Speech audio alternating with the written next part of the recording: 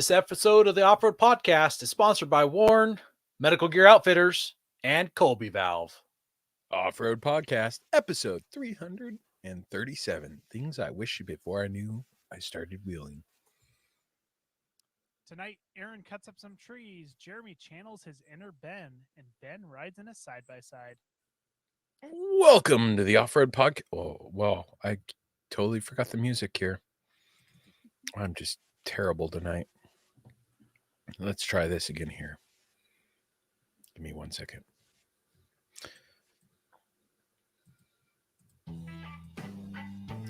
Welcome to the Off-Road Podcast, a podcast about everything off-road. We cover the news, review products, and interview people in the off-road industry. I'm your host, Ben. I'm here with my co-hosts, Aaron and Jeremy, and welcome to the Off-Road Podcast. The weekend review is brought to you by Medical Gear Outfitters. What are you waiting for? Are you waiting to have a casualty on the trail? Check out medicalgearoutfitters.com to get straightened out. Medical Gear Outfitters has everything you need, whether you're going out for the day or traveling on a year-long expedition. Head over there to get off-road specific kits that meet all of your needs. And while you're there, make sure you use Off-Road Podcast for 10% off. Speaking of medical gear, I picked up a unknown essential while I was grocery shopping. And Ben, I got to say, you guessed it. That was really good. I showed the guys before the show a quick glimpse on the screen of what I had. This is not normal. So here we go. For those watching and those listening, actually, because I'm going to tell you what they are in my hand. These are honey sticks. So it's like a straw that's been filled with honey and crimped at each end. So it's just honey. They had these in the back at the bulk section of Winco for 12 cents each. So I've got a whopping 60 cents worth of honey sticks in my hand. Why do I need honey in my first aid kit? Diabetes. Diabetes. So what it is low blood sugar, and that's actually a great thing. And one of the best things is honey never expires. Mm-hmm. So and you can go ahead. The real question is, do you stop to ask them which flavor they'd prefer? They only had one flavor, so they don't get to choose. Really? Because the cinnamon's my favorite. I'm also I think that honey is like a natural remedy. I believe as an antiseptic. I think just rub some honey dirt on it, you'll be fine. So I believe you could dump honey on an open wound and throw a Band-Aid over it, and besides it being sticky, it would be good for you. Somebody's asking if it's vegan honey. I don't know how to answer that because it's kind of an animal byproduct. I don't know if honey is considered vegan or not. That's a good question. I don't think it is. I'm not concerned with that though. It's bee barf, isn't it? So apparently honey has antibacterial properties and has a unique pH balance that promotes oxygen and healing compounds to a wound. There you go. Interesting. So not only can you use it for low blood pressure, but if you're out of Neosporin, throw some honey on it. Although it says before you reach into your cabinet, know that wound care professionals use medical grade honey for healing chronic wounds. Well, what if it's not a chronic wound? What if it's a regular wound? I don't know. Also, what makes it medical grade? Yeah, they got bees have a medical degree. I hear they got bees. They got yeah, that's a terrible joke, Jeremy. No, they've got little masks on that they're wearing. Yeah, there you go. So I googled it, and most vegans don't use honey. They use maple syrup because it comes from trees. So they're stabbing trees instead. Hey, fun fact about veganism or vegans or anything like that. So just a quick thing. So if you ever see a vegan drinking an energy drink, the taurine in energy drinks is an animal byproduct. So energy drinks with taurine aren't vegan. Just FYI. Isn't that all synthetic though? I don't know. I think the only way you can get taurine is through animal byproducts. I don't think you can not. I don't think you can synthesize taurine, is what I'm saying. Well, speaking of animal byproducts, Jeremy, what have you been up to this week? Speaking of animal byproducts, well, I built a new Jeep, so I went with a two-door this time. Color, I went with yellow. It's Okay. got some swampers on it. Okay. have it right here. I think I know which one you got. Oh, look at that. There you go. That's the one to get right there. So it's obviously the Lego Jeep. Lego Technic, yeah, for the listeners, not the viewers. Yeah, because if you're a viewer, you can actually see what's going on here. But yeah, I got this for Christmas. I finished it up over the weekend, so that was fun. It turns. You can turn the tires. Oh well, it also articulates, but you can turn just the tires. Yep. But apparently, if it's off the ground, it's going to articulate the axles instead of turning the tires. So the big question is does it have a nice good brace on that Sector shaft? sector shaft brace? Because that looks like an oversized sector shaft right there. It's definitely an oversized sector shaft. I don't think you're going to break that. It also runs right down the middle. You can see it right there in the middle turning. Oh. Bluetooth drive lines, huh? Yeah, isn't that where the driveline goes? Well, not on the front. But Um, it's got shocks in the rear, so you can actually coilovers in front and rear. Or is it open? Yeah, it's open. Oh, bummer. And the coilovers are only in the rear. There's no suspension in the front, but it does articulate. No, it's kind of. I asked for that for my son for Christmas this year, and nobody bought it for him. I was kind of sad. Jerks. I got mine unsolicited for my son and I, and it was fun building it. He had a pretty short attention span, so it took a while to build. And I built a lot of it by myself. But he was having a lot of fun playing with it earlier today. Well, he's 3, right? Yeah, he's 3. He's almost 4. It's a bit over his level. Way over his level. That's like, yeah. But still, it's a fun thing to do. He loves Jeeps. Yeah, I knew going into it that I was going to probably end up finishing it by myself. So he helped me for the first couple sessions, and then he was taking a nap one day, and I just decided to crank it out over the weekend. Nice. But yeah, he was looking forward to playing with it, and he enjoyed playing with it today. So, Cool. other stuff. I went snow wheeling up in the Olympics. We just had a small group of 4 rigs go up, and there wasn't a ton of snow up there, but it was definitely the most I've ever seen in the Olympics. So it was some good wheeling. I mean, we still had snow at my house, so when there's snow at my house, there's going to be at least enough snow up in the Olympics. All the stuff I've ever done up in the Olympics has just been kind of like a dusting of snow, and only really when you get up to above 3,000 feet or so. And so it was good. We got stuck a few times. I did a lot of experimentation with the air pressure with the new tires. And so I started out at 10 PSI just because I wanted to see what it would do. At 10 PSI, it was kind of a little bit squirrely. I ended up getting sucked into a ditch, therefore, hence my channeling the inner Ben. Wow. I got sucked into a ditch. I kind of tried to work it for a little bit, and then I decided to go ahead and air down the tires. So I aired them down to, since we had done a fair bit of climbing, it actually went up to 13 PSI. So I ended up going down to 8 PSI. Still had some troubles. Went down one more time to 5 PSI, and then I was able to get out with a little bit of working at it. And so then I got sucked into another ditch. Wow, you're really channeling your inner Ben. I kind of just drove out of that one without. We're going to call you Ben Jr. Or maybe I drove out of the first one without too much fuss. Now I can't really remember. One of them you drove out of. One of them I drove out without much fuss. The other one, it took me a little bit, and I had to air down even further. And then there was the other interesting section is there was a section where kind of the road, it was, pretty much all of it was a shelf road. But there was a section where it got quite a bit narrower than the rest of the road. Like it was, I don't know, maybe like 2 feet wider than my Jeep before you started going up the hill, which I hate doing in the snow just because, and it was a little bit off camber towards the edge.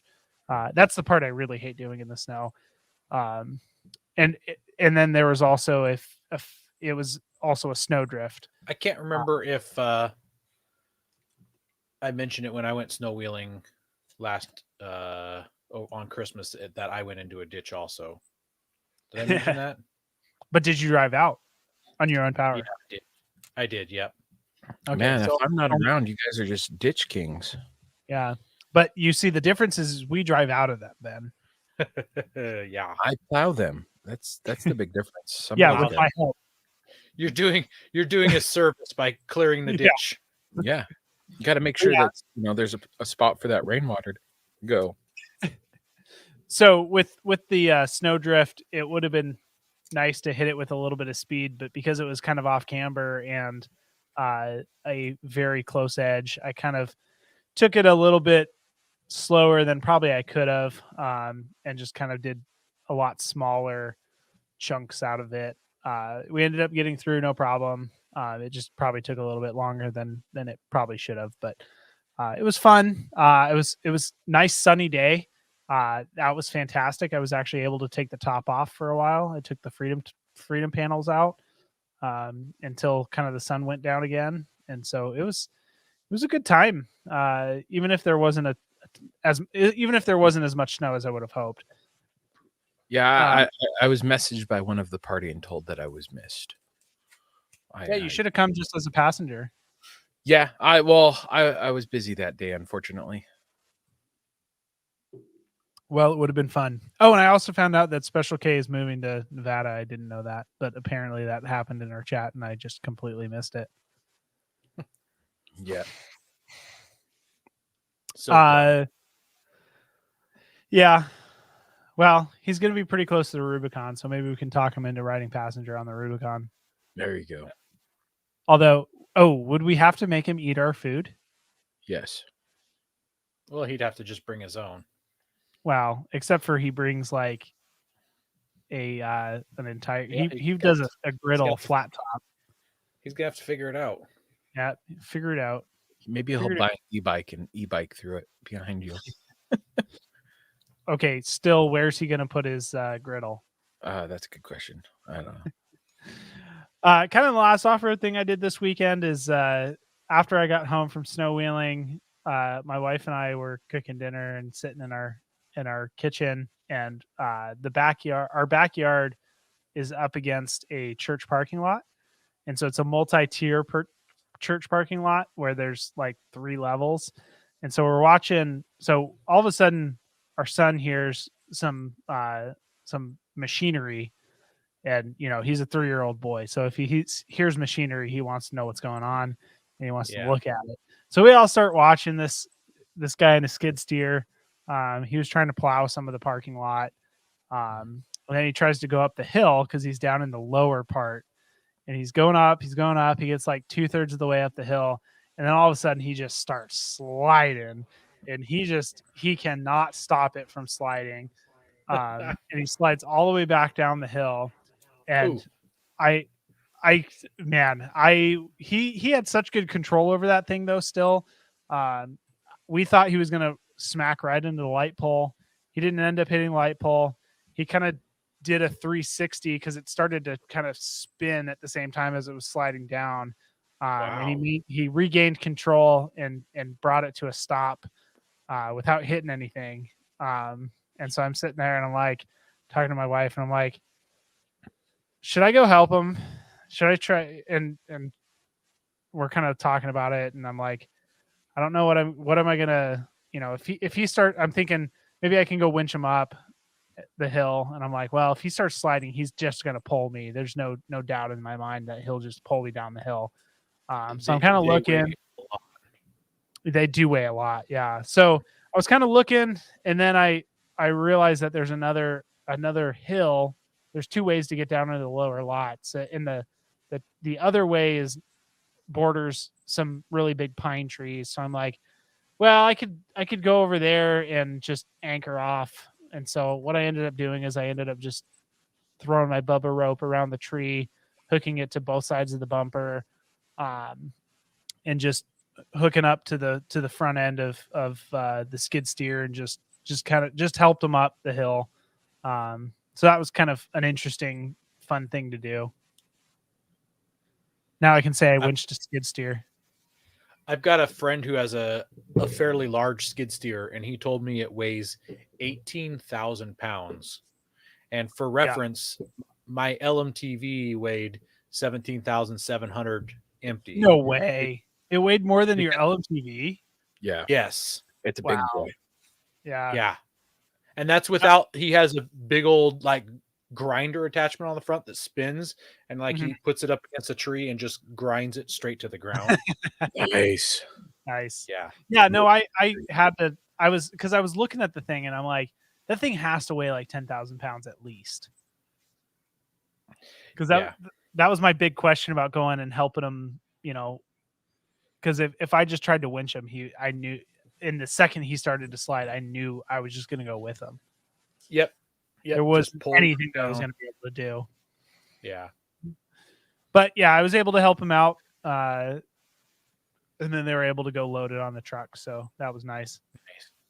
Cool. How about you, Aaron? What have you been up to?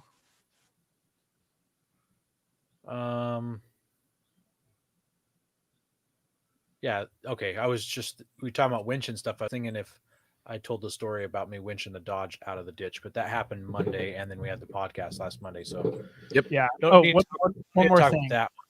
Yeah. Only the Toyotas needed to winch. The two Jeeps in our group didn't need to winch. The two Toyotas did. Nice. Oh, I see how it is. Yeah. So the Toyotas were doing the hard obstacles, and the Jeeps just took the easy routes. No, actually the Jeep made it too hard for the Toyotas. Oh, because the time I slid into the ditch, they couldn't. It took them. So I know Kravick needed to winch on that one, and I think Leona did too. I made it too difficult for them because I slid off into the ditch and then tore it up. So Gotcha. It's partially my fault. Yeah, you made the path of least resistance not fun. Correct. Yeah, I definitely. We've got a Facebook user that says a compact skid steer is just shy of 7,000 pounds, and then someone else in the comments named Rick Snoodgraz, and he says Jeeps are awesome. Yeah, because he may or may not have the other Jeep. Then he says Jeeps are awesome a second time, but with one fewer exclamation point.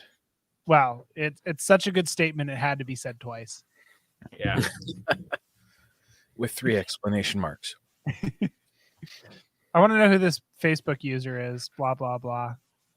I'm not sure. Because, like, if I open up Facebook, it'll start playing the podcast, and then you guys will hear it on my microphone. And yeah, I hope it's Coy, because I'm going to talk about him now. Okay. So what I did this week was I got some new tires for the Toyota Avalon, and they are just over 2 inches taller than. Sorry to interrupt. It was one of the Toyotas on the trip. Gotcha. Cool. Well. Okay, Avalon tires, 2 inches taller. Yeah, so they got some tires for the Avalon. I bought some all-terrain tires for the Toyota Avalon. It's a 99 Avalon, if you can picture that in your brain. Powder blue, grandma car, driven for 140,000 miles, something like that, when I got it after she passed away. So needs tires. I was down to the wear bars, and the smallest all-terrain I could find are 2.2 inches taller and 0.4 inches wider. So bottom, they're going to get installed next Monday, and I'm super excited about that. Having all terrains on my Avalon. Totally. Will you have to lift your Avalon? I don't know. We're going to find out, baby. Or you're going to use a grinder. There you go. Just going to send it. Actually, I was talking to my buddies, my Yamhill buddies, and I think I'm going to try to make my own lift spacers for it. I found over the weekend, I found some spacers, but it's like $160 front and rear to for lift spacers, and I don't want to spend that much money. So I think I can easily make my own out of some sheet steel or sheet aluminum or something like that. So I'm going to try to make my own lift pucks for it, because it's got no, Rick, I'm not going to use wood. I'm going to use metal. It's How about concrete? It's basically struts all the way around, so it's just going to be like a puck spacer all the way around. So anyway, so that's what's going on with the Toyota that I own. The Nissan, I took it up snow wheeling again. This time I have gotten around to airing the tires up, so I was at 40 psi, and we just were going up in the woods past my house about 20 minutes to do a big bonfire with some buddies from the area. And I didn't bother airing down. There's some trees across the road, and I just kind of gave it the Moab bump to get over the trees. But then there were some that were 4 feet up in the air, so we had to break the chainsaws out for that. We ended up cutting about 14 or 15 trees out of the way to get to where we were going. But it was cool that they were there, because it meant nobody else had driven through the snow. So we were breaking trail, getting to this place. We were only at, I think, a peak of 17 or 1800 feet before we dropped back down into this campsite that we have. So, but that was fun. We had an awesome bonfire the day after, on New Year's Day, getting to see buddies that I haven't seen in a while. And the day before, though, we had a birthday party for my wife, and I invited my BFF, and he ghosted me on my wife's birthday party. Just totally ghosted me. Wow. Wow. Just He's so not your he wants BFF to, anymore, right? yeah. So he's gonna throw up in the comments last week that I ghosted him. So now it's his turn to ghost me. Yeah. But No, it's I'm your just kidding. man. He had a really, I say good reason, but it was a terrible reason. So his dog got hit by a car. So Oh God. Ooh. I Yeah. was making fun of it, and now yeah, I know. Now you feel terrible, Jeremy. yeah, Yes, now I he feel does. terrible. Yeah. So super sad about his dog. So Yeah. totally get it why Sorry. he couldn't come. That's at least a yeah. reasonable excuse. Definitely reasonable. And then the last thing I mentioned, I went grocery shopping. I'm starting to do the food prep, you guys, for our snow trip. You ready? You want to see what I got? Yeah. Look at that. Got some Qué bueno. queso. I got some That- queso nacho You- cheese sauce, a number 10 can of nacho cheese for our snow wheeling trip. Oh my goodness. Are we How not awesome just is this all gonna the be? things? Everything. Every meal will Breakfast, have lunch, cheese dinner. sauce on it. Wait. Yep. Oh, I need to go back and check out our meals and see how that plays into it. I know we're having It doesn't matter. It doesn't matter. You just add cheese to it. I know we're having some pulled pork burritos, but Perfect. Put some cheese on it. Put some cheese. I wasn't planning on putting cheese on them, but I guess We're having pancakes. Put some cheese on it. yeah. Bacon. Put some cheese on it. Ooh, dip the bacon in the queso. and Oh. then fry it. We've got some soup. Put some cheese in it. Well, we're Eric having wants, okay. Eric wants to know real quick the rest of the story on Koi's dog. Koi's dog is not going to be okay. So Koi's dog is no longer with us. Super sad. Rest in peace, Minion.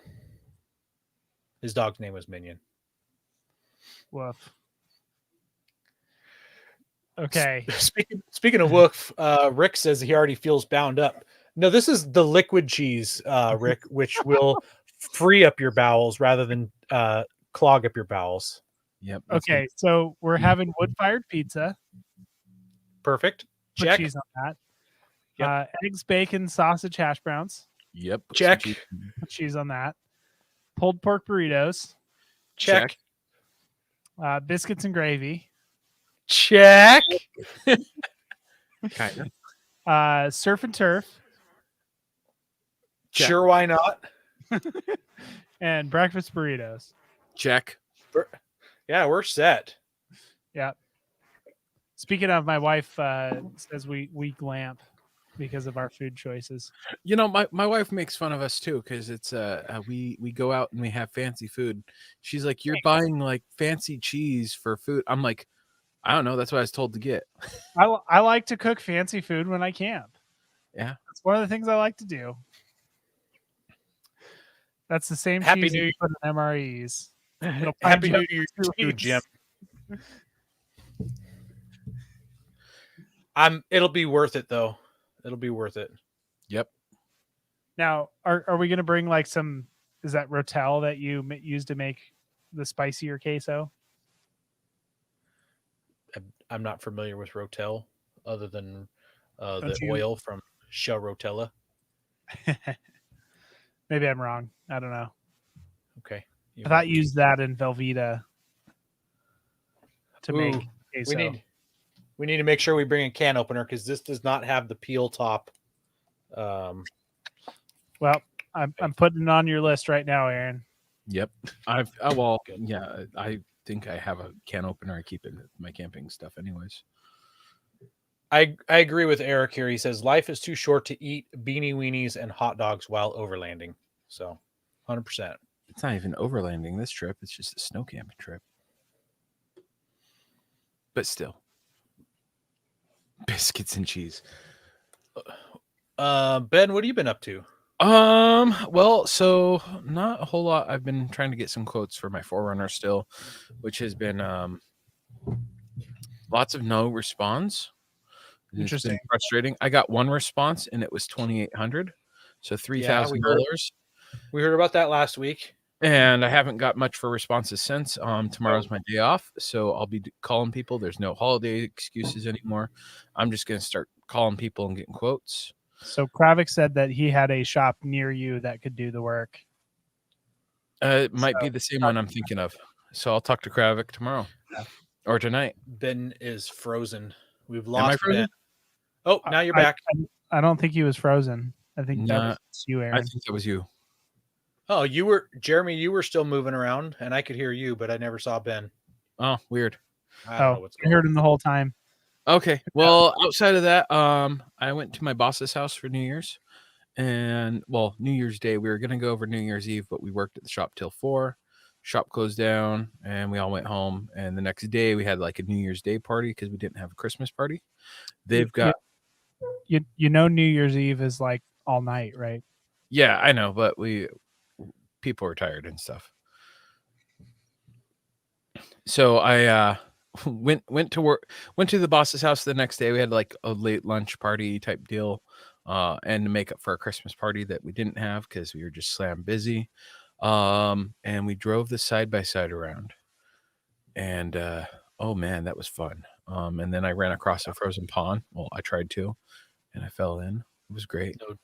Oh, not in the side by side. No, not in the side by side. No.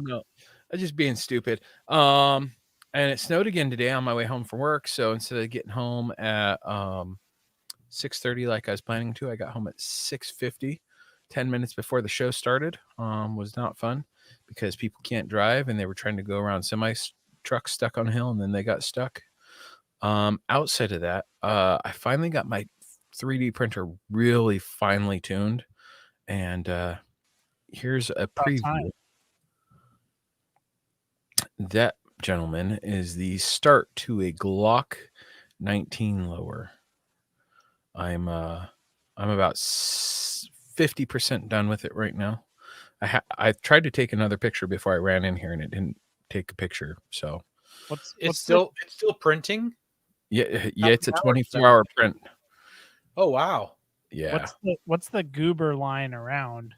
On the bottom? Yeah. So I'm printing rails down, and there's some rails that are lower than that. Not that goober line. Oh, the one that goes around it? It's called a skirt. It's to make sure that there's no imperfections in the filament that we're sitting in there. Got it. And then as long as it's intentional. Yep, it's an intentional goober. So yeah, it's that's been my project. I got drunk. I can't remember when I got drunk. I got drunk while my wife is off and I was browsing around the internet and I looked at PSA, Palmetto State Armory, and they had some Glock uppers for sale. And I bought one and a part kit. And I was like, well, I guess I got to print a lower receiver for my new Glock 19.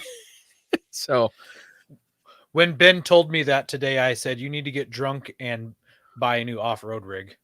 yeah, that's a little harder to sneak by the wife though. Like, $200 there, or what was it? $250 is that's brilliant. a little easier to sneak by the wife than like 2,000, 3,000, 4,000, 5. Then you need to get a lot of drunk then. Instead of a Right. little drunk, just get a lot of drunk. Get her drunk too. Yeah, get her drunk and then she'll agree to it. Yeah, you can buy an off-road rig. Yeah.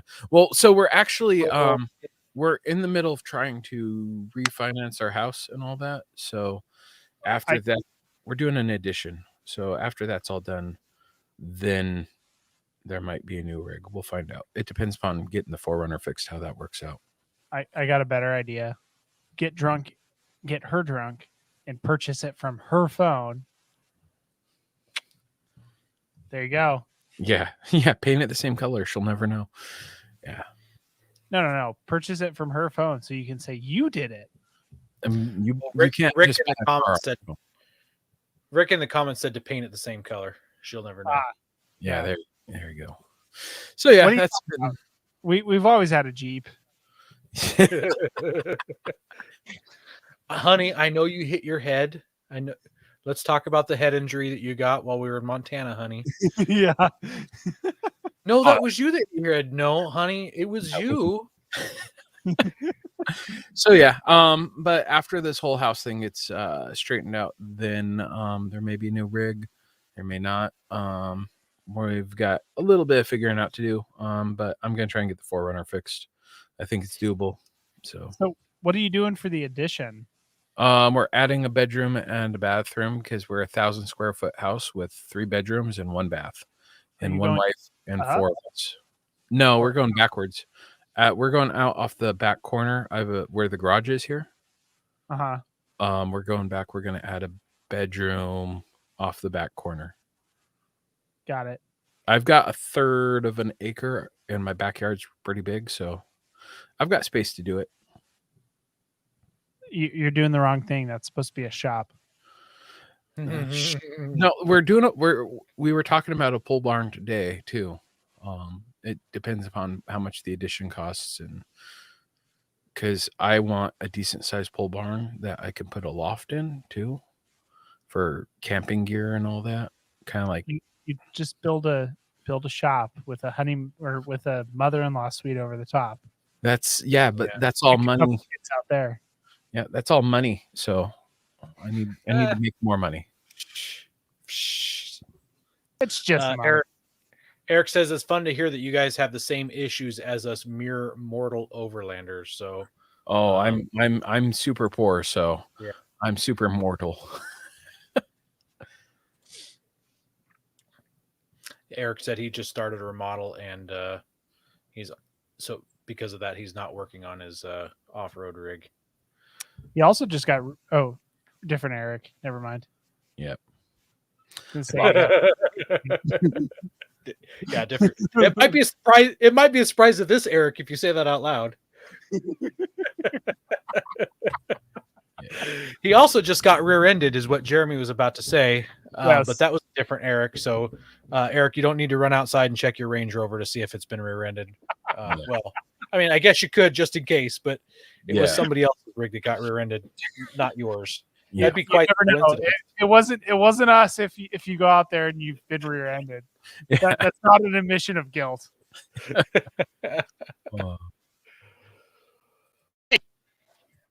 Hey guys, we're looking to reach more listeners. We're going to start reading Apple iTunes reviews on air. If you hear yours, send us a message with your address, and we'll send you an Off-Road Podcast sticker. You can find all of our social media by just searching our name. Now, go hit that subscribe button.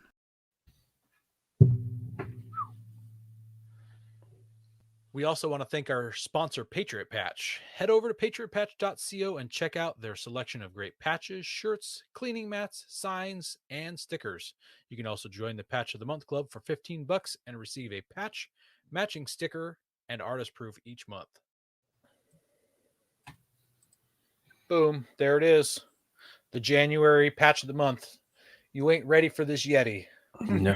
What am I doing on a patch? No? Okay. No, that one's hair is white. Yeah, that's a good point. I gotta wait till I get a little older. Then I'll be a Yeti. And it looks Grab- like it has top hair also, not just face hair. Oh, yeah. I got a little bit up here. Just missing a spot. You can do a skullet. Yeah, there we go. Oof. Old man goals. Old man goals. Yeah, yuck. Have tire troubles ever left you deflated? Colby Valve has got you covered. Ever have a valve stem leak? Colby Valve makes reusable and easily replaceable valve stems that don't require you to remove your tire from the wheel. They work with your off-road rig, ATV, side-by-side, commuter vehicle, or even your tractor. Never be left stranded again because of a busted valve stem. They also have a tire repair kit for those punctures that keep you away from doing your favorite thing, wheeling. Make sure to check out colbyvalve.com or ask for them at your local off-road products store. All right. So this week's news, which is brought to you by our new sponsor, Colby Valve. Yeah. Our first article is about Jeep patenting donut doors. You know what? This makes total sense now. Why the Bronco didn't have those donut doors that they showed. Possibly. So according to the article, Jeep filed the initial patent for these doors back in 2017, and the patent was finally published in December. So last month it was published. And as you can see in the pictures that Ben's got shown here, it does not have an upper frame. It is just like a half door, a lower door with the bottom cut out. But it's really nicely done. All the sheet metals cut in nice and everything. It looks good. I mean, I don't know why you'd have an upper frame for a door that has a big hole in it. That has no window. That you can't have a window in it. There's a part of me that wonders, like, how hard would it be to throw like a piece of plexiglass in there to make it to where, hey, you can have an upper door and then pop out that plexiglass and pull off the upper, and then there you go. There's your half doors or your donut doors. Yeah, it's a possible thing to do. It's just to me. This makes sense. It's like that's why Bronco didn't do them. It's safety concerns. It's like no. Apparently, Jeep has a patent on them, and that's why you can't get them. So suck it. Well, Ford had said that they didn't do it because it was too much trouble. Too much trouble getting past the crash safety standards or something like that. That's why Ford bowed out of it. Mm-hmm.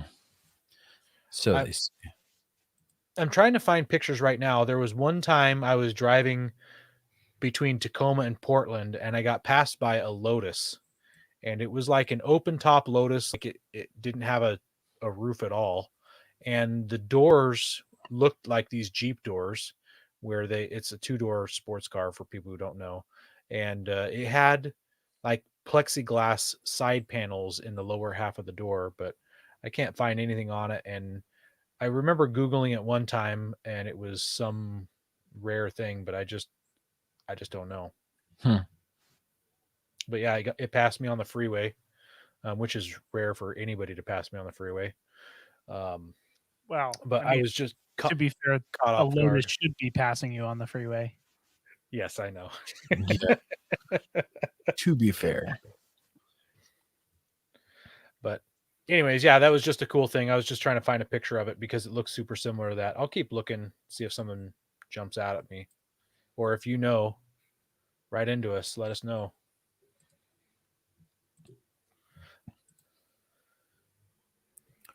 Well, our next story here. Hold on. There's a good segue that Aaron wrote. Do it.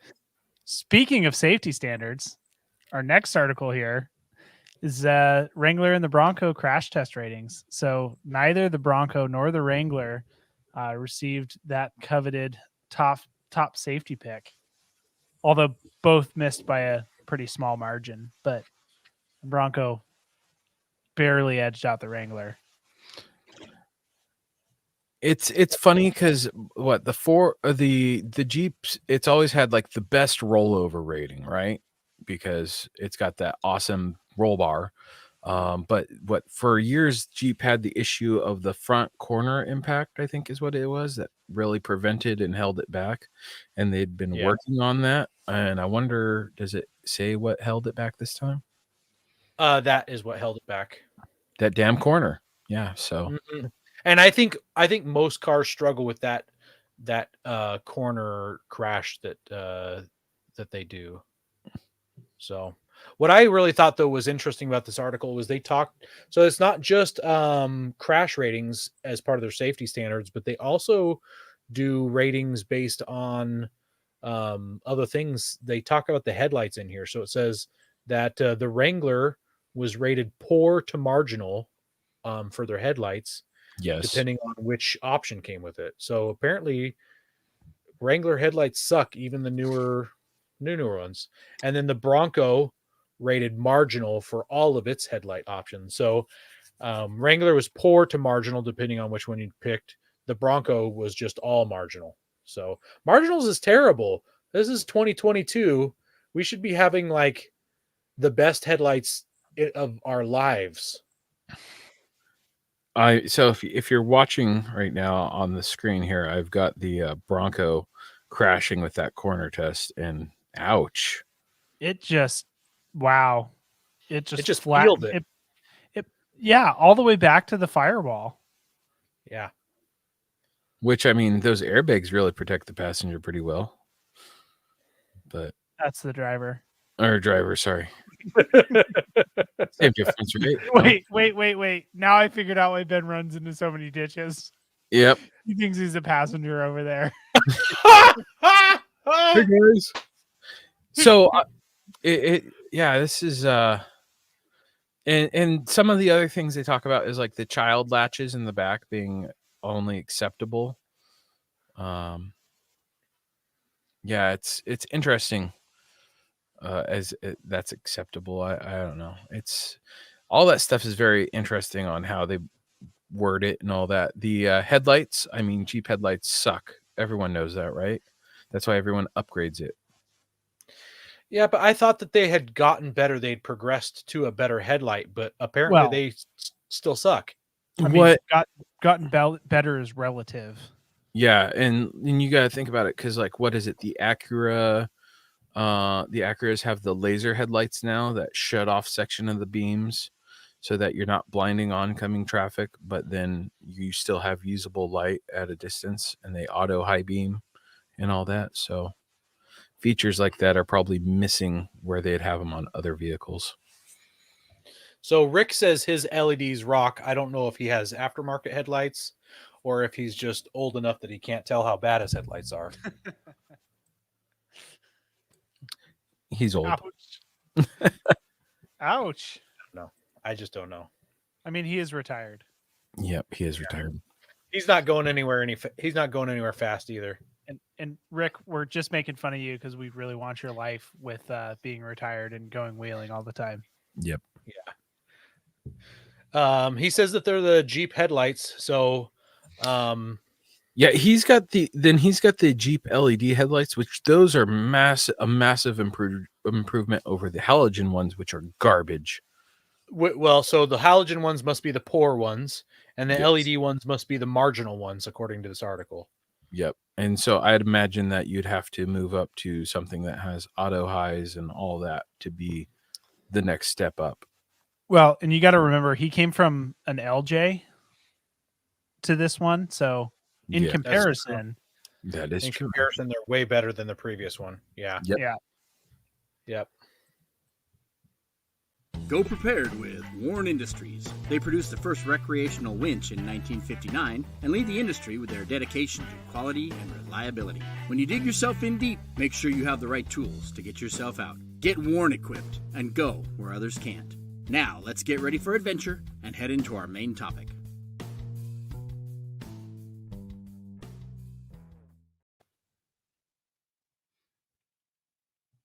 Well, this week's main topic, we're going into some of the things that we wished we had known either prior to starting wheeling or kind of a little bit earlier on in our wheeling experience. So the first thing that popped into my head is what are all the types of wheeling, and I wish I had really gone and experienced them a lot more before I started purchasing vehicles and building vehicles. So uh, my personal experience, I kind of started out kind of just doing the hunting thing and just trying to get to better hunting spots, and that kind of started the wheeling. And then I kind of progressed into enjoying the wheeling a little bit more.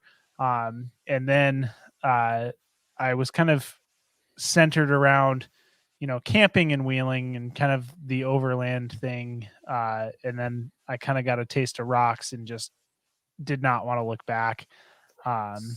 And so I kind of chose different vehicles along the way, and it wasn't until I kind of got to my Jeep that I really got something that I could do some good things in the rocks, because I had a long bed Tacoma was the vehicle I had before the Jeep. So it was just never going to be something that would satisfy me in the rocks. So I just kind of switched vehicles at that point. But I spent a lot of money along the way, kind of learning that lesson and learning that, hey, there's other wheeling out there, and you might actually like that a little bit better. So it'd be a good idea to find some friends to go along with, or find some people to go along with, and just go experience that other type of wheeling before you go ahead and make that first purchase. Yeah, it's easier sometimes to ride passenger and get a feel for what you want to do instead of going out and buying a long bed Tacoma and discovering, yep, that's not for me because I want to get in the rocks. I just realized a flaw in our topics here. I just went through and put down what each person is going to talk about. And the very second bullet point here is, what rig should I buy? I'm jumping ahead here. And who did I put down to talk about what rig should we buy? I put Ben down. Yes, you did. Well, no, actually, for a fair point, I mean, I might be the best candidate for this because I've gone through quite a few rigs and what I want and what I don't want and what I think I want to do. And, like I was telling Jeremy, it's not a bad thing to go sit in someone else's rig and be like, yeah, this is for me. This isn't for me. Like I've ridden in Rick's JL, and it's like, yeah, I do like that. That would be good for me. That would be suited for me. I might need a little more space, so maybe I should stick with my 4Runner. I want a rig with reliability. Maybe I shouldn't stick with my 4Runner. And which in all facts, I mean, my rig does have 230,000 miles on it, and I abuse it a little harder than most people, so that does not help. But yeah, kind of figuring out what you want. Like, don't be afraid to ask your buddies to ride with them, or even maybe not necessarily a complete stranger, but a mutual friend or something. You'd be like, hey, I'm kind of interested in an Xterra. I want to go ride with you, see how it feels. Like, I rode in Eric's Xterra and I kind of like it. So it's like, maybe I want to build an Xterra. Do I have the money for that? And you got to research that. Question: is there anything you don't like? You know what? I don't like Fords right now, or Chevys or Dodge. Really? If you rode in a Bronco, I bet you'd love it. Oh, well, yeah. A new Bronco. But yeah, that also comes into how much money you have for that.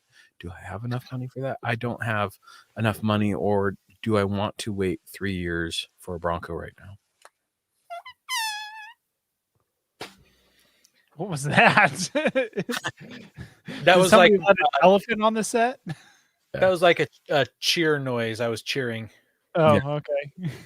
And Chad here says he loves his Xterra. So, which, I mean, for what you can buy an Xterra for right now and build it up, it's pretty affordable versus a Toyota and building it up. So, yeah. Well, the next high point here we're going to talk about is, what PSI should I air down to?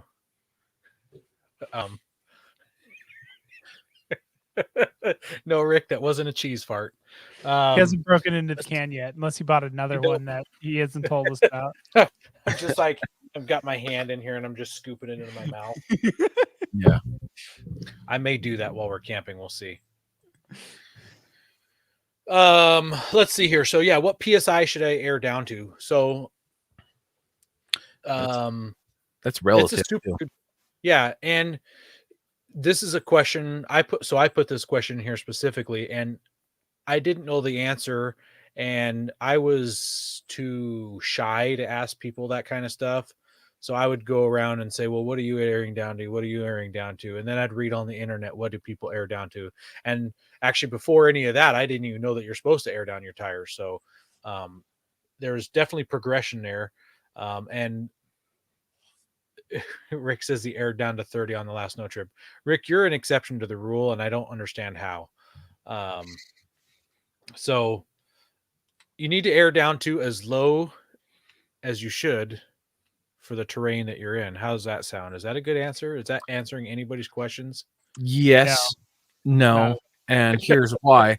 And here's the big thing is it really depends upon your tire, your sidewall on that tire, the size of your tire, because if you're on 40s with a 20-inch rim, it's going to be different than if you're on 40s with a 17-inch rim on how much those sidewalls flex and how much your tread will expand.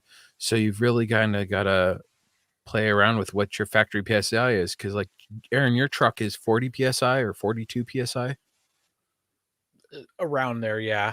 Whereas my 4Runner, it's 32 PSI. And Jeremy, you're on 1 tons now. How's that changed for you? Well, I mean, it's more the bead locks that have really changed. So, and I guess I did up my tire pressure a little bit with the 1 tons. So the stock is like 37 and I'm going up to 40 now. Yeah. Which and gives it the right look. And then like having bead locks, pressure. you can air down a lot more. You can go below 8 with really not having to worry about blowing up. Totally. Yeah. And also it depends on how wide your wheel is as well. So yeah, there's lots of variables. If you've got a super wide wheel, it's easier to pop a bead off, in my opinion, than a narrow wheel because it's hugging the rubber better. Yeah, and so it's one of those things you've got to kind of figure out and experiment with on the trail. Think about it a little longer there, Jeremy. Think about it. Well, I was just thinking about if you have a wider tire, it's going to you're going to kind of have to pinch the bead in to get it to fit on the same wheel. So it should be a little harder to pop it off. I think a little bit of a V shape is going to be better than a square shape. And definitely better than in trapezoid shape. Yeah. Well, trapezoid shape should be really easy to pop it off. That would be a stretched tire. That would be the worst. If you run a stretched tire. So don't run stretched tires. Well, unless it was so far over that the weight of the vehicle was actually pushing it out. Yeah. Well, and this is where I kind of like Eric Steffens here. He's got the how long is a piece of string kind of question. Yep. So I think maybe what we should do is we should go back through each one of these because honestly, this episode we're just kind of hitting the high points of these topics. Maybe we come back later and we do a series and we talk about each one of these bullet points in depth. Yep. So, Jeremy, how do you pick a tire for off-roading? I mean, yeah. So kind of just, I think kind of here it would really be nice to kind of know exactly what you're going to get into. I mean, this kind of goes to all the different types of wheeling because it definitely affects your tire choice. I mean, if you're, just doing a lot of overlandy stuff and maybe some snowy roads, but maybe not getting into the super deep snow, maybe you go with an all-terrain versus a mud terrain and, trying to pick, well, do I need stickies versus do I need a DOT tire? Kind of those types of things, especially if you have a bigger set of tires, like you could be talking a couple grand investment into these things and you're going to be living with them for, 3 to 5 years or more. And so you really kind of, it's one of those things where unfortunately, if you don't know exactly what you're looking for, you might not know exactly what you are going to buy, and you might get the wrong thing. Yeah, when I'm helping build someone's rig at work, that's kind of what I ask. What are you going to use your rig for? Because I see like the guys who do like the brodozer stuff, and they're like, I want this aggressive tire, and I'm like, so you're gonna go mudding? And they're like, no. So you're driving daily, and you're gonna complain about the noise and the ride comfort of the ride by driving a mud terrain? Oh, why don't you get a hybrid terrain all-terrain tire where it looks aggressive-ish enough? It's also a 3-peak rated, so when it snows here in Washington, you're not spinning out and killing grandmas and Priuses. And it's like those are the questions that you kind of need to ask. What are you going to do? Are you going to be on the road mostly with it? Are you going to be dailying this? An all-terrain might be better for you. You just got to figure out what's good for you. Yeah, I was in that. Go ahead. I feel like the best way to get this answered is to go on the internet, log into Facebook, go into your favorite group, Overlanding USA, and type in which is the best tire. And you don't have to tell them what rig you're driving. You don't have to tell them where you drive. Just ask what is the best tire, and you'll get your answer and 1,000 other answers. Yeah. Yeah. So I was kind of in one of those groups recently this week, and somebody posted on there, and they're like, well, I like to do a lot of camping and overlanding and driving on, snowy, icy roads. And they said, what's the best tire out of these 3 tires? And they were all mud terrain tires. Like, don't get a mud terrain. Like, it's okay to not get a mud terrain tire. Yeah. It is. Yeah. It doesn't mean you aren't as much of a wheeler. I mean, you're obviously going to do different wheeling, but it doesn't mean you don't have to go and put the mud terrain tire on there just because you like the look of it. Go for something that like an aggressive all-terrain, something that you're going to get a lot better performance out of. It's going to be a little bit better on the road. And one of the things he said is he cared about ride comfort. Again, mud terrain, and one of the tires he was considering is the Toyos, and it's like, God, the Toyos are a good tire, but they're just the compound in the Toyos is just so hard. Yeah. I mean, I swear I had the Toyos on my Jeep before the ton swap, and like I put probably 6,000 miles on the tire, and I don't think it there was no appreciable amount of wear on the tire. Yeah. It's funny is like they are talking snow and all that. Like, you remember the trip with Rick, the last snow camping trip, and Rick, well, before you broke your rig, so 2 trips ago, I guess, before you smiley faced your axle, and Rick's all-terrain tires did amazing compared to your Toyos in the snow. Oh, I hated my Toyo MTs. I hated them in the snow and ice. Yeah. Although some of that might have been improved if I had got them psyched or something like that. Happy New Year's, Chad. So our next question here is, how much lift and how big of tires? Again, go ask your Facebook group how much what's the biggest tire you can fit. Yeah, and it's funny because I mean, what are you doing? How are you doing it? What, all those questions again over and over and over. And like the guys who want 6-inch lifts, and they don't realize that it's a drop lift for like your IFS vehicles, where you've got to chop what's the cross member, you've got to cut out a piece of cross member for it and all that. It's again, what are you doing? How are you doing it? How big of a tire do you need? How much do you want to put into labor? What parts are needed? Yeah, it's a battle. It's like a 4Runner, an IFS vehicle. It's best to just go to 3 inches and the biggest tire you can fit on that.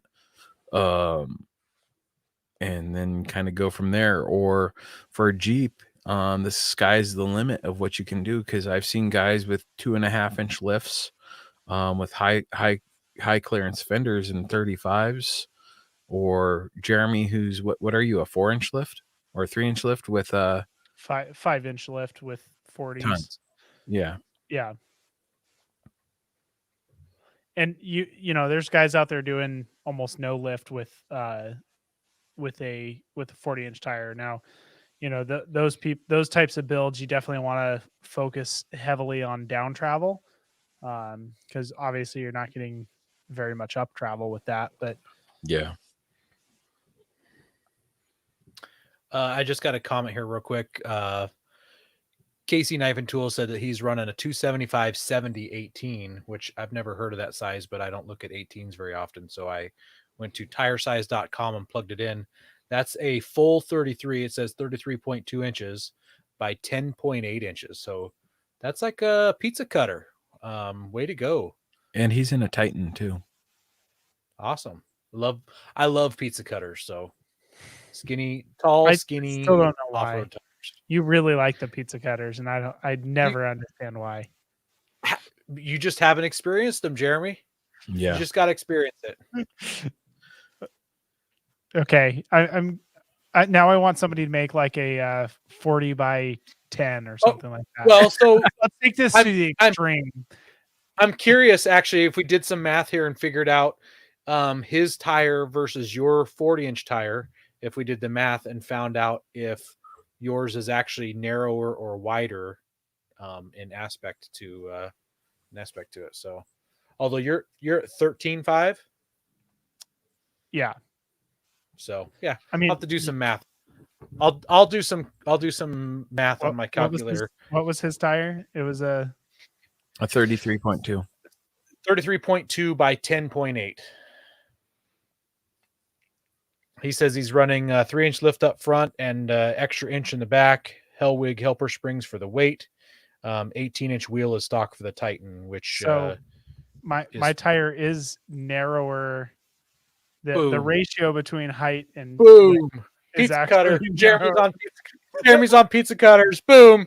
Now there we go. All right, so Aaron, what's your next question here? So speaking of going with bigger tires, do I need to re-gear because I put bigger tires on there? Not always. You both answered correctly. Yes, and not always. So it depends on how much bigger of a tire you put on.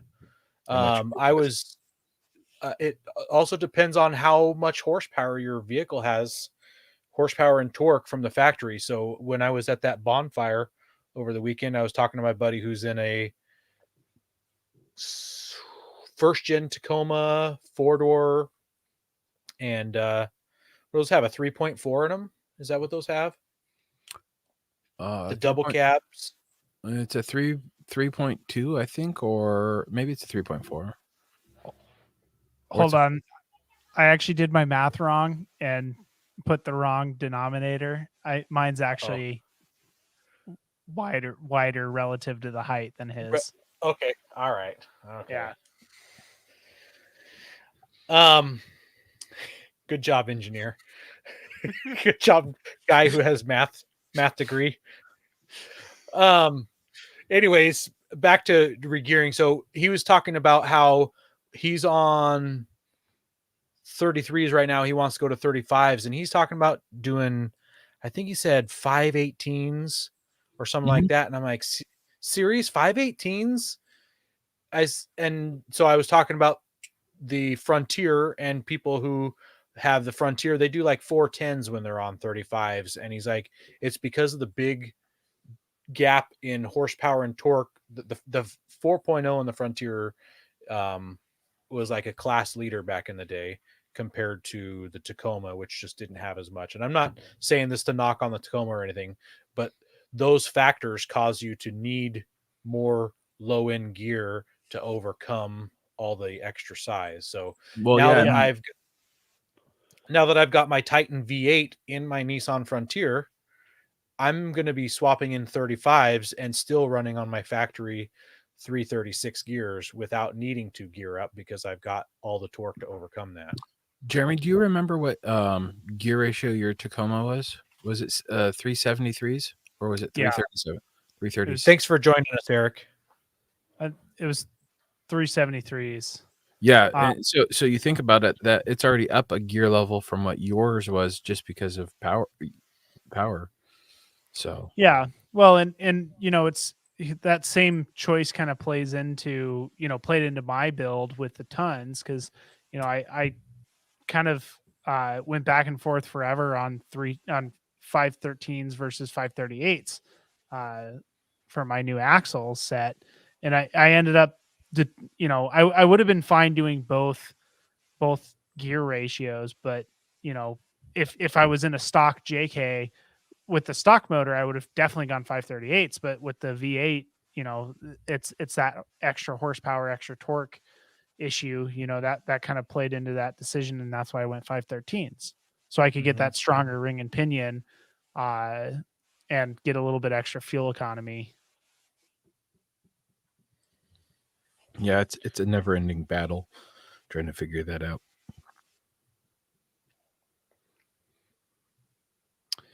Well, the next thing on the list here is how much armor do I really need?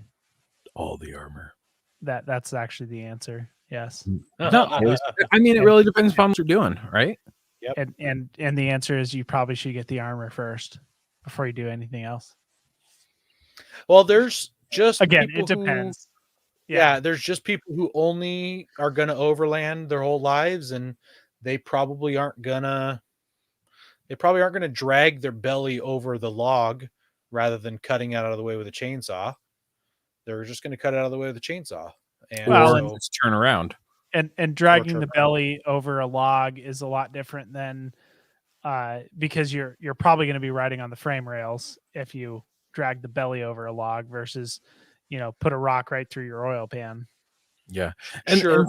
And some of those are things that, hey, you should look at getting just because of like I don't know, like like rock sliders. Those can help you in other instances outside of just being rock sliders. They can also be steps if your wife is 5'4" and has to go up on your rig on 33s with a 3-inch lift.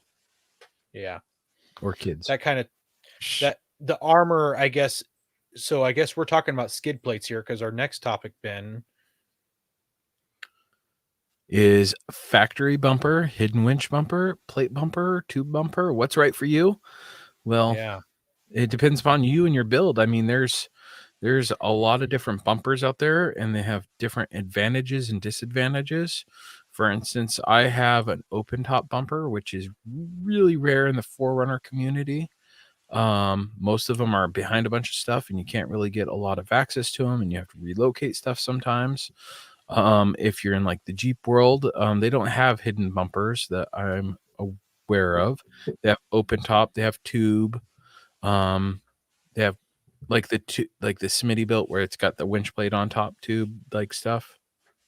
What you mean, like where you hide the winch in the bumper? Yeah. I mean, my bumpers, the winch is pretty hidden in the bumper. Well, and hidden would be what I'm thinking is like when I think of a hidden winch bumper, I think of like a factory bumper where all you have is the fairlead, like they have on the Tremor Fords and the Chevy Colorados. They have that where it's like a factory built-in bumper, or some other companies do them where it's hidden behind the actual factory bumper. And it's relative to what you're doing. As you change out your bumper, you can change out your clearances so that you can get more of a better approach angle. You can also, with like a rear bumper, you can change out your clearance levels too, or even possibly give yourself another depending upon your winch style. You could get like the winch cradle that goes into the receiver, have a front and rear receiver, and you can wrench from behind. Kind of just depends upon your bumper and your rig and what you plan with it.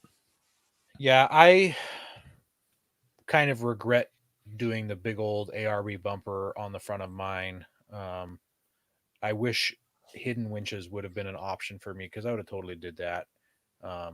Save weight, save money. I like the idea of the hidden winch. Oh, that also except comes into play with accessibility. that suspension, with that lift and tires and all that, because you get different spring ratings for your springs, and so yeah, never ending. Yeah, Rick says you don't need a winch if you've got a light bar. So Lumen we'll get to lockers. that question. We'll get to the lights later on in this episode. So our next question here is when to engage 4 low versus 4 high. So we could do a we're running long on the two, so I'll just try to make this one a quick one. So we just got these stupid people in our YouTube feed that just keep dumping absolute garbage in there. I don't understand. Yeah, there you are again. Yep, you're also a stupid person. Thank you, Ben. Ban him. Oh, Ban Hammer. that's what I've been doing. Oh, you've been banning him. Okay, I thought it was Yeah. Ben sending Hammer. So 4 high. In fact, I was just going to say you're running 4 high when you're on Forest Service roads and stuff like that. But honestly, Unless it's really there's steep. If you're doing a well, lot I of was going to say if you're not doing much on Forest Service roads or on trails, you might just be running in 2-wheel drive and not even using 4-wheel drive because you're going to save fuel economy by not having it in 4-wheel drive. So 4 low is when it gets tricky, or when you are going up a steep incline or down a steep incline. It helps with engine braking and with traction, and stuff like with that. and keeping your transmission cool. Yeah, That's true. That's true as well. Yep. Four low is like if you're going slow, that's or you're traveling at like a set pace where it's not fast moving. 4 low is the way to go. It's just easier all around on your running gear. It's some extra moving parts making things run a little smoother, making life easier. Yeah. Yeah. Next thing on the list is do I need lockers? Yes. Chances are, yeah, at least one locker. Where do I need it? If you're going off road, no matter your style, there's almost always a point to need it, right? Yeah. Well, I at mean, least a point where it people have makes it done it. easier to have it. Yeah, it's a convenience. You can get around with not needing one. Kind of like not Absolutely. needing a winch, but then one day you might need a winch, just like you might need lockers. Well, and Yep. and then you wind up, I mean, kind of the lockers oftentimes helped you, be a little less hard on your vehicle because yeah, you might be able to do it without lockers, but maybe you got to bump a little harder than you would need to if you had a locker. Maybe you got to bump when you didn't need to bump at all. Yeah.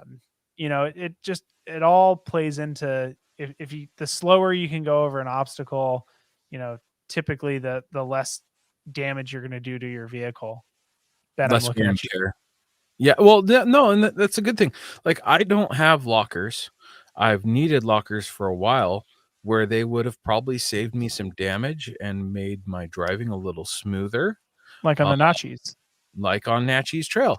I probably would not have slid down that little lip and bent my spindle and had to use Boing. Rick's AAA to get home. Can you imagine the money that it cost you if you would have just paid that money up front for a locker? Where you'd be now with a locker? No, I'm still about even. Okay. So our next question here, which is it's a good one listed for me, is how much recovery gear to bring? Too little, too much? I always err on the side of too much. Yeah. I've Too got much though weighs you down. It makes you have to dig through stuff. yeah, which that's kind of the cons there. Yeah, I've got a ton of different recovery gear. There's a few things I don't have that I probably could get. And I've got like a pile of gear that's sitting in the garage here that I look at and go, should I bring this time? Do I need to bring this? I probably don't need this. Do I need a regular shovel or snow shovel? It's like if I'm going to the Natchez Trail in the middle of the summer, I'm not going to bring my my Demos shovel that I've got there. It's kind of like how much gear is too much gear. So you gotta watch out for overloading and having to dig through stuff that you may not even touch, but then you might need to touch it. So finding that balance. Our next one here is the best comms. So CB. In my opinion, no. Yeah, CB is not the best comms, although it is better than rocks that you pound together in a rhythm of Morse code, I guess. It really depends upon who you're running with, though, right? It does. If the people you're running with have the same comms as you, and if those comms are ham, in my opinion, that is the best comms. And I feel like CB is one of the worst comms. It seems like you can never get them tuned right. You can do illegal stuff and overpower them to get them to shoot farther. Seems like the middle ground and the easy ground is what everybody's using with the GMRS stuff. GMRS, FRS, even FRS radios right now. I mean, Yeah. they're cheap, and if you've got enough people, like I've got I think 10 FRS radios that we take camping with the kids, because each kid gets a radio and we can sit and camp and we've got a radio. Hey, where are you? And then there's enough for their friends, but then I have to listen to them talk. Chad's got a question here is traction boards. It depends upon you, man. I mean, I've got a set, Aaron's has a set, Jeremy's got a set. There's times when they work and there's times when they don't, right? Yeah, for sure. I- I've go ahead. here's kind of the opinion that I've come to on traction boards. If you go out alone a lot, there's probably going to be a chance that they're going to kind of save you a lot of headache. If you're constantly going out with other people, chances are it's just going to be a lot easier if you just recover off of the other vehicle. Yeah. Rick definitely brought up a good point here. Satellite is the ultimate. So I've got my Garmin Mini. So if you're going solo, what's a CB radio going to do you, or GMRS radio going to do you if you get stuck in the middle of the woods and there's no one there? Absolutely. I'm assuming Rick's talking about like sat phones though. So if Still, everybody on the crew had a sat phone, then you could call each other from the telephone. You Yeah. don't have to Sounds have expensive. it. You don't have to have a license though. Yeah. It's like, Yeah, but like a Garmin inReach, if you're out solo overlanding, that would probably be the best comms for you to reach back out to someone to come help you if you get stuck. I do wish that the GMRS, like the Midland radios and stuff, were a thing when I first was getting into this, because Mhm. I would have totally bought one of those instead of a CB radio for my truck. Yep. And you'd probably still be using it too. Probably. Well, except for most of his friends use ham. So Yeah. Correct. We've got super cool friends who are all fancy now. So next here on the list is how many lights and where do I mount them? So I mounted All of them and everywhere. No, you don't need any. You don't need nearly as much as you think you do. And also, I found out the hard way that if you have a light bar mounted across the top of your windshield, chances are you're going to get quite a bit of light bounce back from that hood, because that's what it was on my Tacoma, and it was almost impossible to see where you were going with the light bar on. Yeah. You could say it's quite the glaring mistake you made. Yes, it is.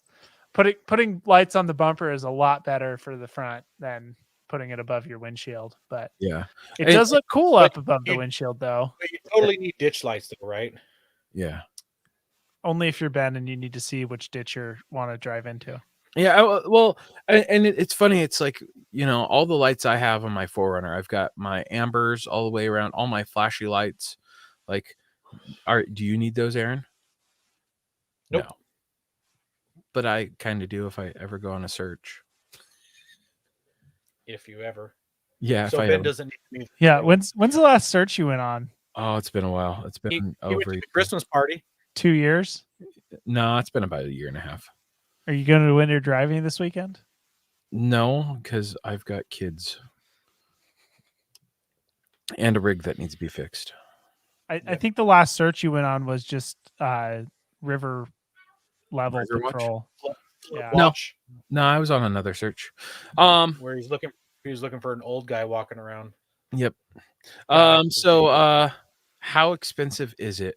That's one that's always been a Very. battle with me, because I'm always on a budget, so I'm always looking on a deal. and then I do something stupid like buy a used tire that blows out on the first trip I take it out on, or sometimes, I mean, we did a whole thing on budgeting your and how to look for that, which is you've really got to figure out where to spend that money, which kind of goes into that next question, right, Aaron? Yep. So where is my money best spent? You need to make those decisions on what do you want first. Like Jeremy says, skid plates are number one in the list. And then is your money best spent buying something brand new or buying it secondhand?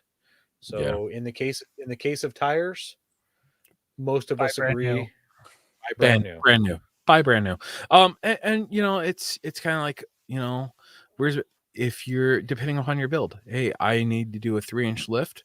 Well, do your wheels, tires, and lift all at the same time, and prioritize that of where's your armor come in after that. And maybe if you don't know what your armor is, hold off on your lift until you know what your armor is. That way you can kind of mess with your weight rating on your springs because of how heavy that stuff is.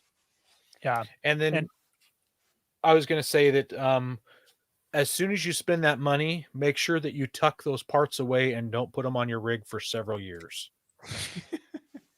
Guilty. Ben.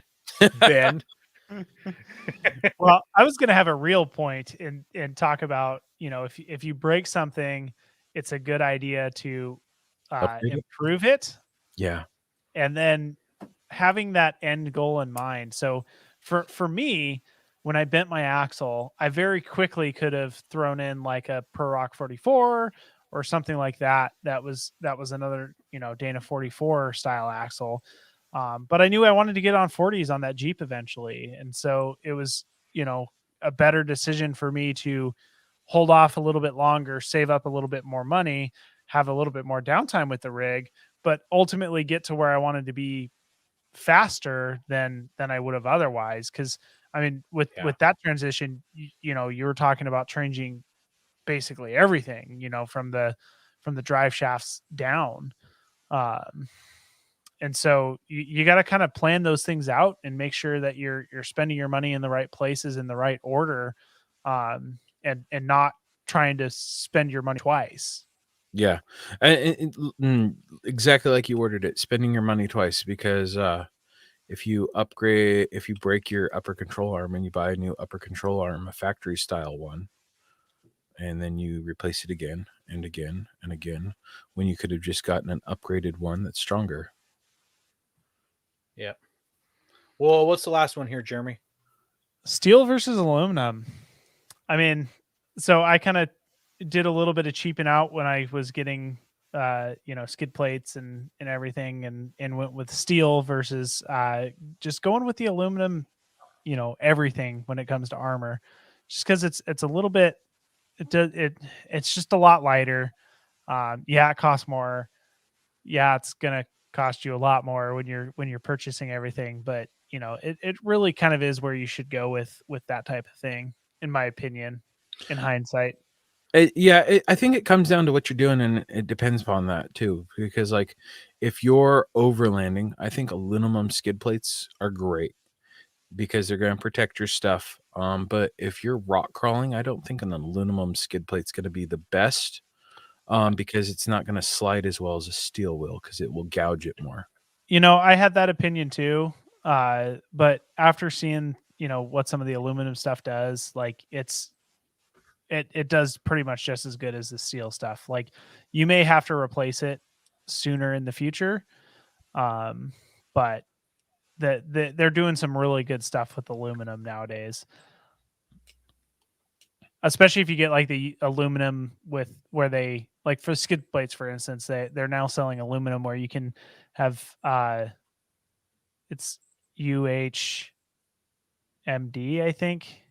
The cutting board material. Pretty much, yeah. And that stuff just slides so well, and it's kind of a sacrificial layer. So it's a skid plate with cutting board material glued to it or bolted to it. Bolted typically, and yeah, and cool. that type of stuff works so well. Oh yeah. yeah, even better than steel when it comes to sliding over stuff. But there's just Is so there- many good options out there in aluminum. I kind of don't recommend anybody buy steel anything anymore unless, like for my rear bumper, trying to put the spare 40-inch tire as a bumper mounted tire carrier instead of a tub mounted, because I didn't want to get the tub mounted. My only option was to go with a steel one. I couldn't buy an aluminum one, and with what everything I was looking for. So if it's available in aluminum, my recommendation is just go aluminum. Yeah, and that comes down to your budget too, right? Oh, and Rick, it's UHMW, not D. So yeah. Yes. Thank you, Rick. I think that about wraps up the show. I mean, there's a few other things we could touch on, but we're running long again, as always. But some of these, write in if you think if you want to hear us touch on some certain topics a little more. We could do a whole series on some of these things. Chad says there's a graphite coating they put on skid plates as well, and they use it on drift boats to make them slide over rocks better. That's kind of cool. I've never looked into that. I'll have to do some Googling. Interesting. Well, thanks to everyone who listens to us weekly, and also those who watch us live on YouTube. We really appreciate the interactions. We really do appreciate you as listeners. So please share us with your friends, your grandma, your uncle, your aunt, that coworker who's quiet at work and always on his headphones. He might be listening to us too. And always, God bless America. Don't forget to visit Patriot Patch and join the Patch of the Month Club. Check out our Gaia affiliate link for up to 40% off. Also, don't forget to head over to Warren Medical Gear Outfitters and Colby Valve to see all their great gear. We're a proud part of the Firearms Radio Network. Got a comment or question? Send it to us through our webpage at firearmsradio.net or through our social media channels by searching for Off-Road Podcast. Also, you can listen to us live at overlandradio.com Mondays at 7 p.m. Pacific. When off-road, please remember to have fun, tread lightly, be safe, and courteous. Thanks for listening. Thanks, Uncle Tony.